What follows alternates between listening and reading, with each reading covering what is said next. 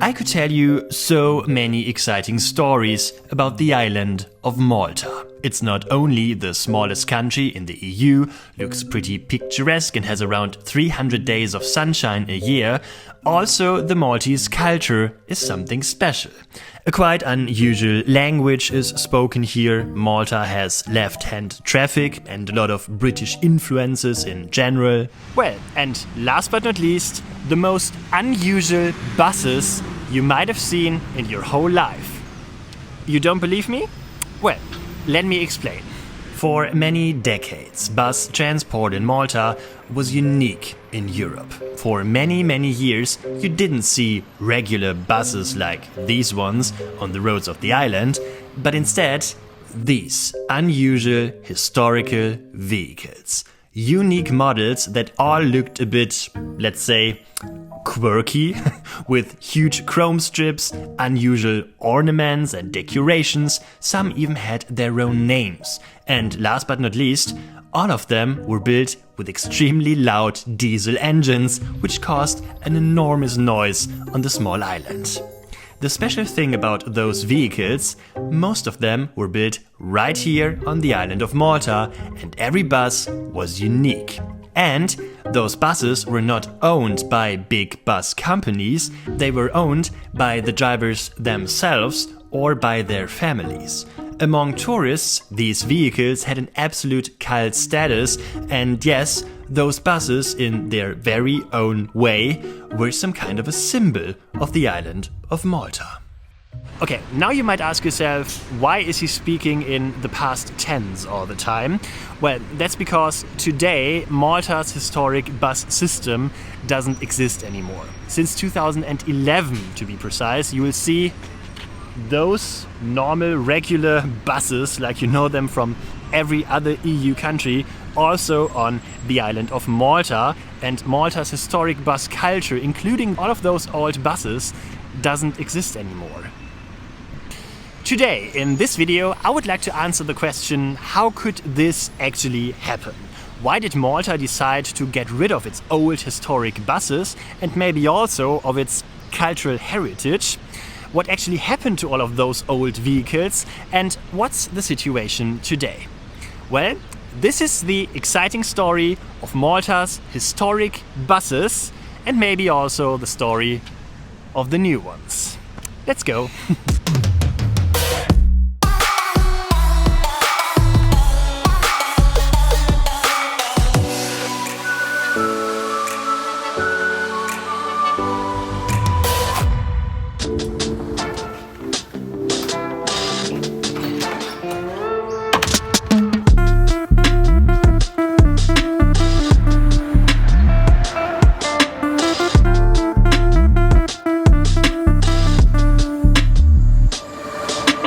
I have an appointment with Richard Stadel. He works in the National Archives of Malta and has specialized in one topic in particular, researching and documenting the historical bus culture of the country.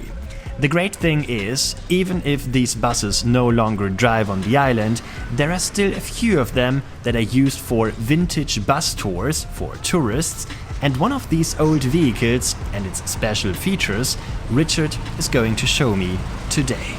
So the bus we have here is one of 8 in the fleet of the Vintage Bus City Tour. The chassis is a 1953 Ford Thames, so that's from the British arm of Ford. The bodywork is built here in Malta by one of the craftsmen. In fact, it was built here in the town of Rabat, again also in 1953. It's been rebuilt a few times since then.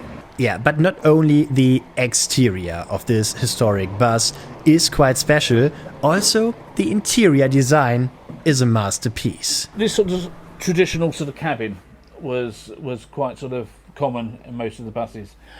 A lot got removed in the 1980s when the conductors got taken off the buses and the drivers then had to collect the fares as well.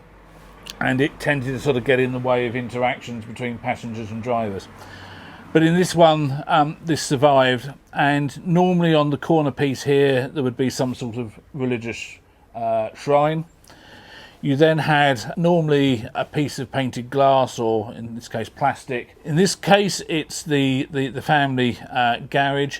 Here a lot of names are done by family nicknames, and Bayadera is the family nickname of the owning family. This style of lining is very traditional to Maltese buses and trucks, and then the lettering again is a very traditional Maltese style. This is how people would signal to the driver that they wanted the bus to stop.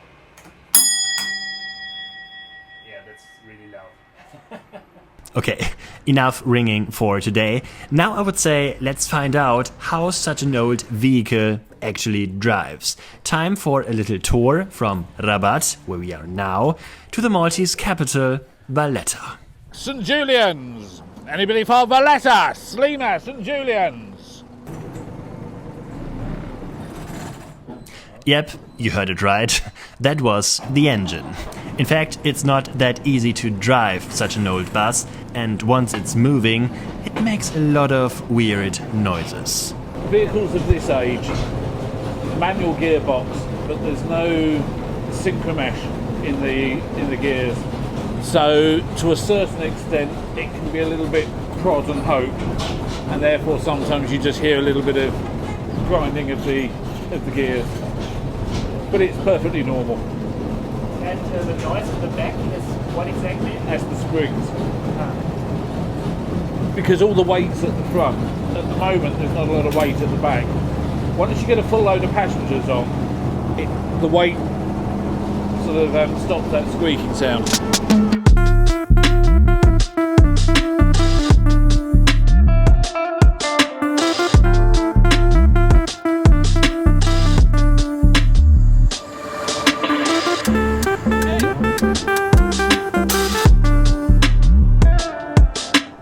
Well, one thing is pretty clear. Even if these old buses bang and rattle and rumble, they just look incredibly awesome. And that's not only because of their construction, also the drivers did a lot to ensure that their vehicle stands out from the crowd. Some but not all of the owners and drivers took a lot of pride in the bus. Repeatedly when I've been going around interviewing retired bus owners and bus drivers, they would say that the bus was almost part of the family. They spent more time with the bus than they did with their wife and children.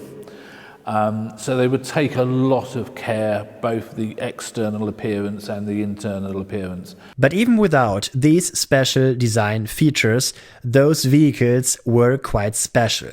You couldn't find buses like these anywhere else in the world. In fact, most of them were built exclusively here in Malta. The chassis on the whole were imported. Before the Second World War, they were a mixture of American and mostly British chassis. After the Second World War, they used a lot of surplus military trucks as the basis. All the bodywork was built here in Malta by craftsmen, but because each one was built specifically for its owner, each one had a slightly different look about it, including maybe sometimes the way it was painted. There'd be just sort of subtle differences. The fact that all of this was possible at all has something to do with the history of Malta's bus system. In the 1920s, the government decided not to outsource the bus services to one company. Instead, they gave bus licenses to private persons, which means the bus drivers were also the owners of the buses. They had their own vehicles and their own routes, and as a result, many bus drivers designed their machines to be as shiny as possible. However, in the 1930s, the government finally decided to tidy up the whole system, at least a little bit. What they did was they set up something called the Traffic Control Board, and that put some sort of structure into things. There were fixed routes, there were fixed times and fares, and each route or group of routes on the island had a different colour applied to the bus. Supposedly, it's because a lot of the older population were still illiterate at the time. So if they saw a blue bus coming or a green bus coming, they knew where it was going. The color concept of the buses changed again and again over the years. In the 1970s, they were all green, later orange-yellow. In the late 2000s, about 1/3 of the fleet still consisted of the traditional Maltese-built buses. Another part were vehicles imported from the UK, which were added in the 1970s and 80s. And in the 2000s, also some low-floor buses were imported from China. But one thing stayed the same all over the years. The bus drivers remained the owners of the buses and were also, in a certain way, in competition with each other, which always led to funny incidents. One story that we were told from one of the interviews was the fact that there was a collection of local routes from villages south of where the modern day airport is. And there would be two main branches on these routes, and they would meet midpoint at roughly the same time. So whoever got to that midpoint first and picked up all the passengers got more money. There were policemen at the outer terminals trying to make sure that buses left on time.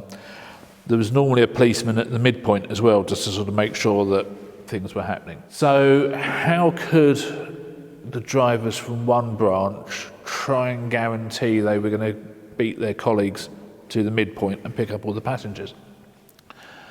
So what a couple of the drivers did was they knew the sacristan of the parish church.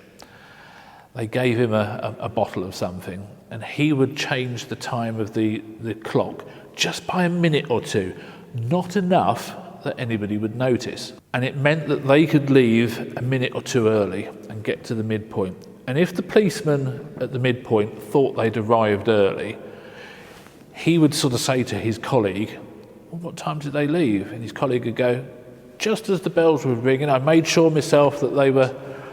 So, just sneaky little things like that.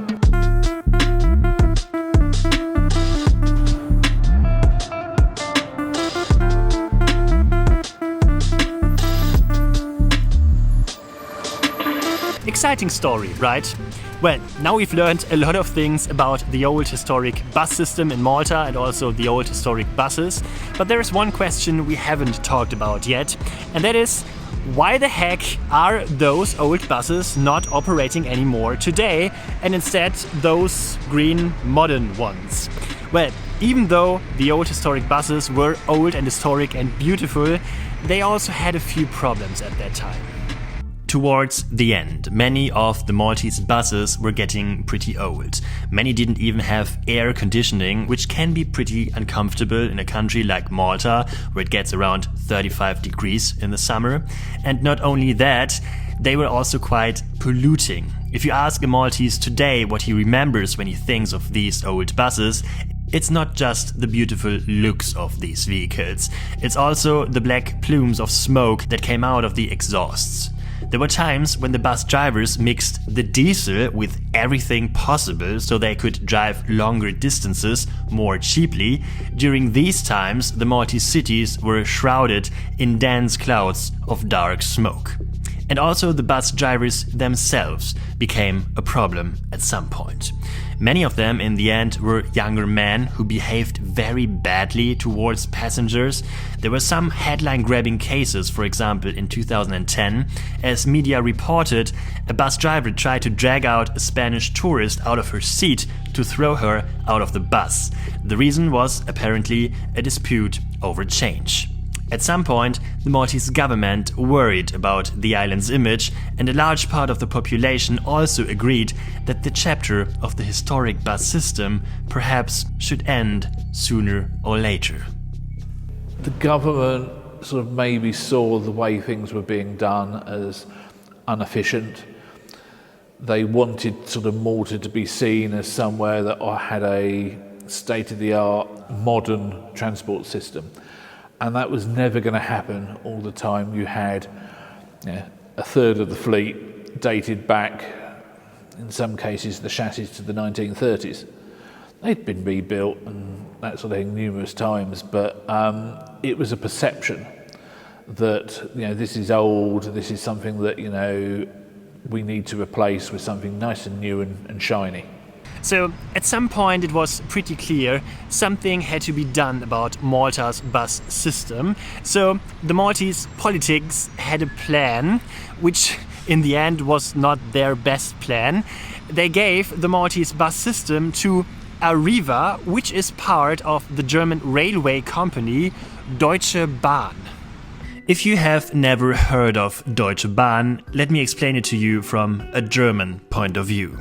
Deutsche Bahn is a private company in general, but owned by the German state. And last year, in 2022, only 65% of all long-distance trains arrived in time. In other European countries, it's usually around 90 to 100%. That's an absolute disaster, and that's also the reason why many Germans are absolutely mad about Deutsche Bahn, because they just can't rely on public transport in Germany. What makes the story even more complicated, while German trains are always late, the Deutsche Bahn Group constantly invests in other companies from foreign countries, for example, Arriva. The company originally is from the UK and then was sold to the Deutsche Bahn Group in August 2010 for 2.8 billion euros. Not entirely without criticism, the Arriva business is not really lucrative for Deutsche Bahn. The company has tried again and again in recent years to get rid of Arriva again, so far without success. So, and now you can put one and one together. What happens when a German company that doesn't even get German trains to their destination on time, and a British company that has its own problems, try to reform the bus system in Malta? Right? This is what happens. Things didn't go well. There were industrial relation problems from the beginning. So on day one, a number of drivers didn't turn up because they were on strike. And there were some sort of media coverage of huge queues of people, especially up at sort of Bujiba and Awa, which is a very sort of tourist hotel area. Of people just stood there waiting for buses that just weren't turning up. And then when one did, it was instantly full, packed solid.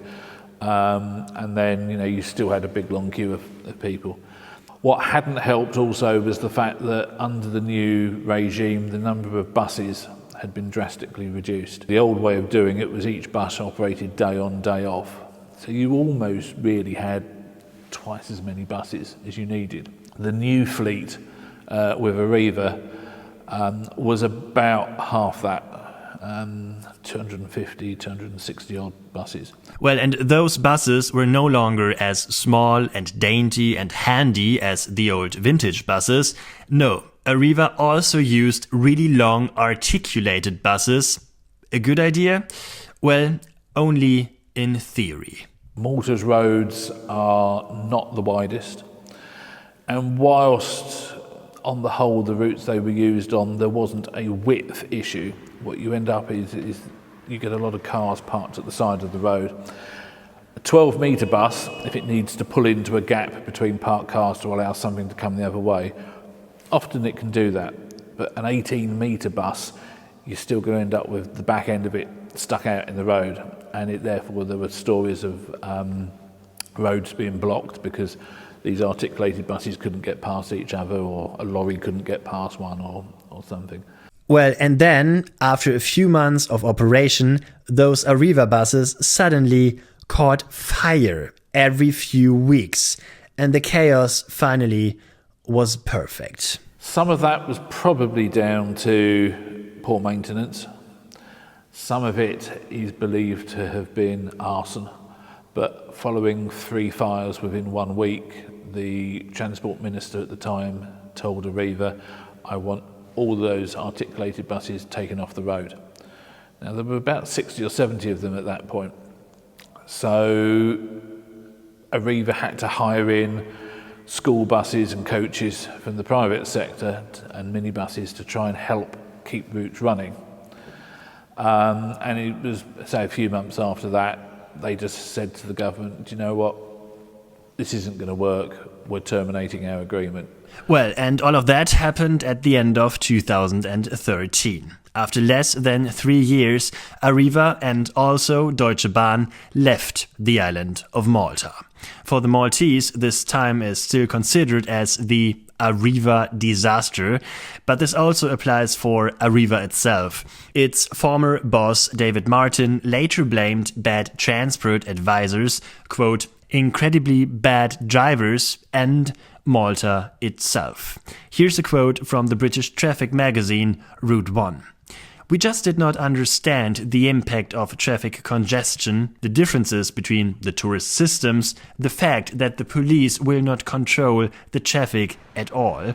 For the background, in Malta there is a very fast driving style, as you might know it from other southern European countries, a circumstance with which Arriva apparently was overwhelmed. We struggled to maintain anything to do with sensible driving standards. Our accident rates were unbelievable.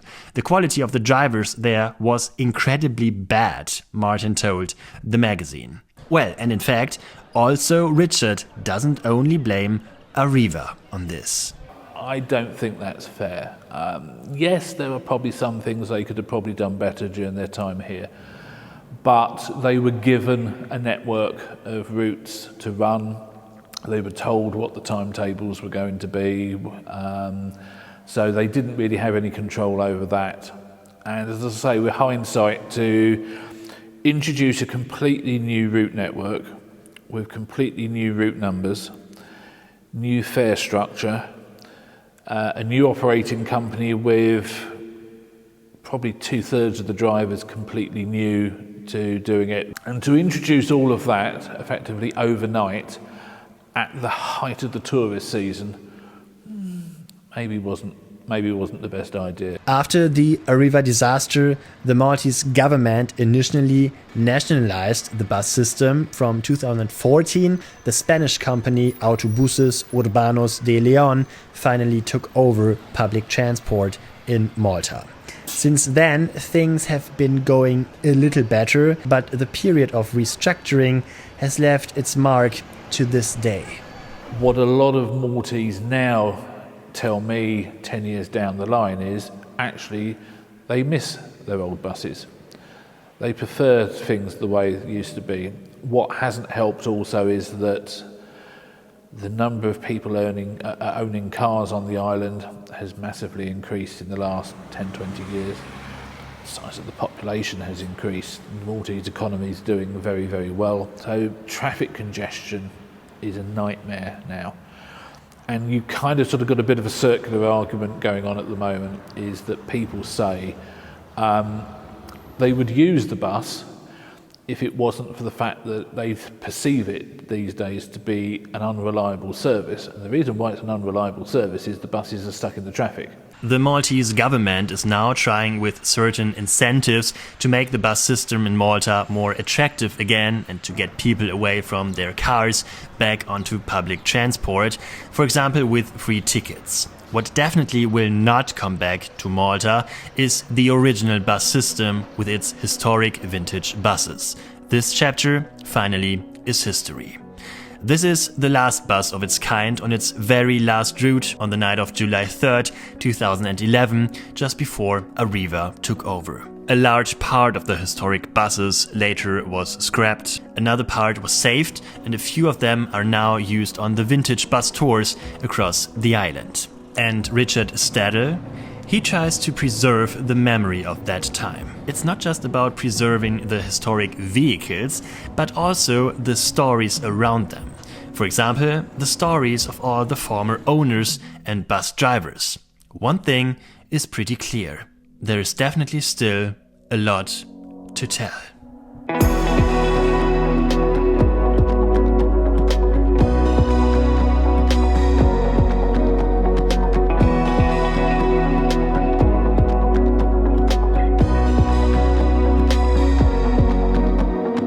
So, here we are again, back in the hotel. That was my story about the Maltese bus culture. If you liked this video, if you have learned something, then please leave a thumbs up. You can also hit the subscribe button and ring the bell so you won't miss any upcoming video. And you can also support my work if you click the Patreon link in the description. There you will also get exclusive stuff and new videos before everyone else, so maybe check that out. And yeah, what are we going to do next?